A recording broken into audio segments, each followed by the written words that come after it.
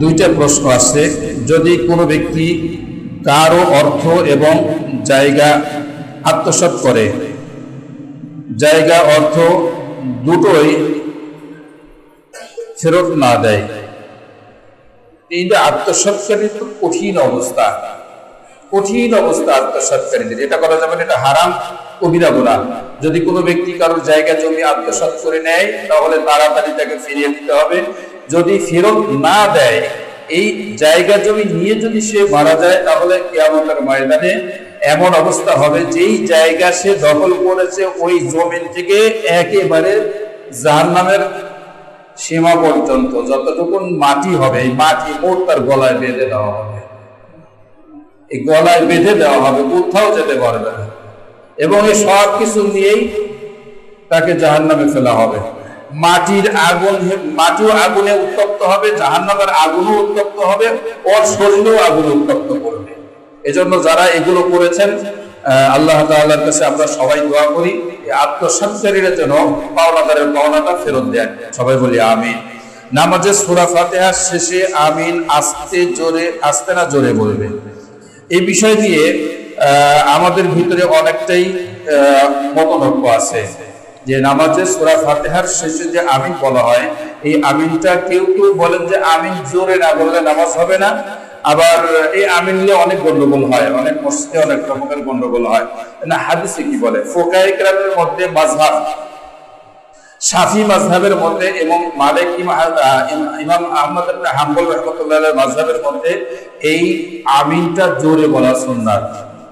আর আমাদের মাযহাব হানাফি মাযহাবে নামাজে সূরা ফাতিহার শেষে ইমাম সাহেব যখন সূরা ফাতিহা পড় গায়রিল মাগদুবি আলাইহিম ওয়ালাদ-দাল্লিন বলেন, তখন ইমাম এবং মুসল্লি সকলেই আস্তে আমিন বলবে। এটা হলো সুন্নাত, এটা আমাদের হানাফি মাযহাব।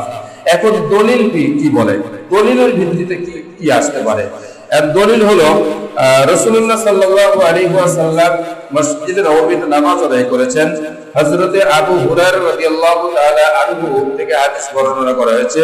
তিনি বলেন যে রাসূলুল্লাহ সাল্লাল্লাহু আলাইহি ওয়াসাল্লাম জামাতের সাথে মসজিদে নববীতে নামাজ আদায় করেছেন যখন দুই সময়, অর্থাৎ তাকবীরে তাহরিমা আল্লাহু আকবার বলার সময় সাকতা করেছেন এবং গায়রিল মাগদুবি আলাইহিম ওয়ালাদ-দাল্লিন বলার পরে রাসূলুল্লাহ সাল্লাল্লাহু আলাইহি ওয়াসাল্লাম সাকতা করেছেন। এখন সাকতাটা কি? হাদিস শরীফের মধ্যে সাকতা আছে, যে সাকতাটা কি? সাকতাটা হলো কিছু সময় নীরব থাকা, কিছু সময়, অর্থাৎ 3 তাসবিহ পরিমাণ এরকম সময় আস্তে, মানে নীরব, চুপ থাকা। যেমন রাসূলুল্লাহ সাল্লাল্লাহু আলাইহি ওয়াসাল্লাম যখন তাকবীরে তাহরিমা বলেছেন তখন সুবহানাকাল্লাহুম্মা ওয়া বিহামদিকা ওয়া তাবারাকা ইসমুকা ওয়া তাআলা জাদ্দুকা ওয়া লা ইলাহা গায়রুক আউযু বিল্লাহি মিনাশ শাইতানির রাজীম বিসমিল্লাহির রাহমানির রহিম, এই সময় যখন পর্যন্ত নীরব থাকতেন, অর্থাৎ এই দোয়াগুলো আস্তে পড়তেন।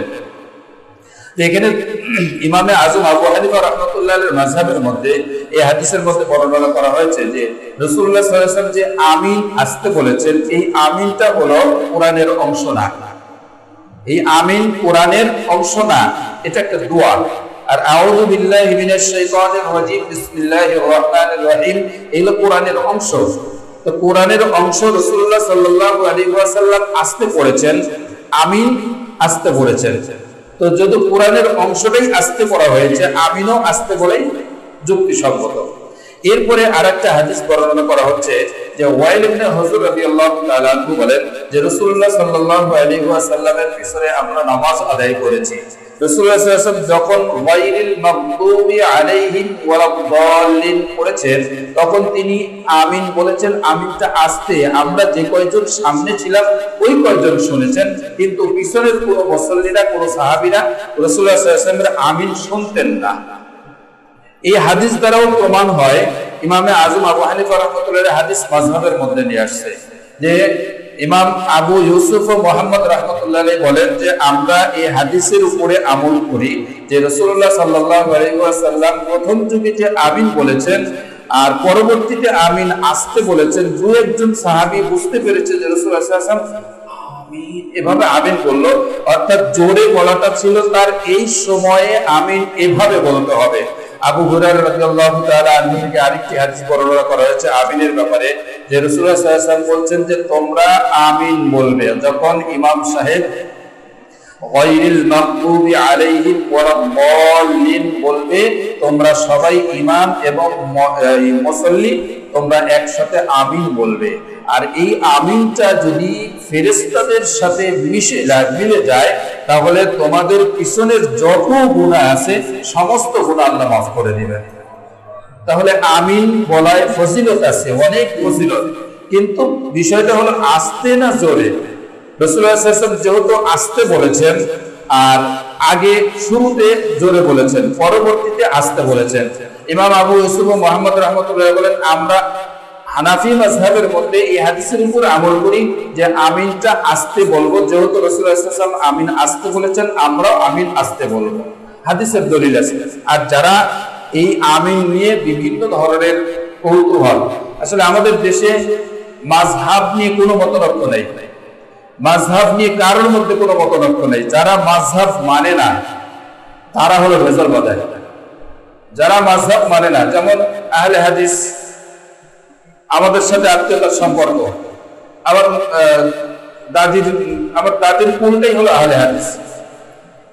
তো আমাদের সকলের সাথে আহলে হাদিসের সাথে আত্মীয়তার সম্পর্ক আছে। কেউ মেয়ে বিয়ে দিচ্ছে, কেউ ছেলে বিয়ে দিচ্ছে, কেউ ভাগ্নি বিয়ে দিয়েছে, কেউ নিজেই বিয়ে করেছে, কেউ ভাই বিয়ে দিয়েছে। এরকম আমাদের বৈবাহিক সম্পর্ক হলো আহলে হাদিসের সাথে গোত্রীয় ভাবে। তা আমাদের সাথে কারো কোনো দ্বন্দ্ব নাই। কিন্তু আহলে হাদিসের মধ্যে যে সমস্ত আলেম বের হয়েছে, এই আলেমেরা যেন মাযহাবীদের সাথে একটা দামাসের সম্পর্ক করে দিচ্ছে, একটা বিদ্বেষ তৈরি করে দিচ্ছে। এই অবান্তর কিছু কথা বলে দেয়। আহলে হাদিসের যে সমস্ত দলিল দিয়ে তারা আলেম ওলামা যারা বর্ণনা দিচ্ছেন যে আমিন জোরে বলা ওয়াজিব, আমিন জোরে না বললে নামাজ হবে না, এমন ধরনের কথাও আলোচনা চলে আসে তাদের মুখ থেকে।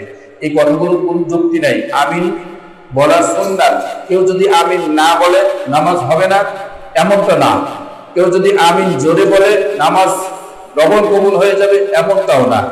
আমিন আস্তেও বলা যাবে, জোরেও বলা যাবে। শাফি মাযহাবে যারা আমল করবে তারা আমিন জোরে বলবে।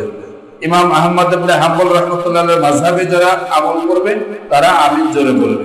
ইমাম আবু হানিফা রাহমাতুল্লাহির মাযহাবে যারা আমল করবে তারা আমিন আস্তে বলবে।